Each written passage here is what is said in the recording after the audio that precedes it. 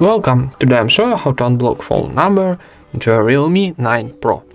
First of all, open your phone application, this one, and then in the top right corner we got 3 dots, so tap it and choose settings.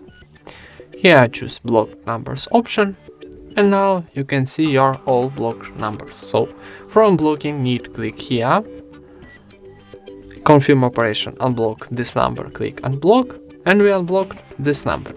So let's try again, maybe this number, click here, unblock this number, tap unblock to confirm, and that's it. Thank you for watching, leave thumbs ups and subscribe to our channel.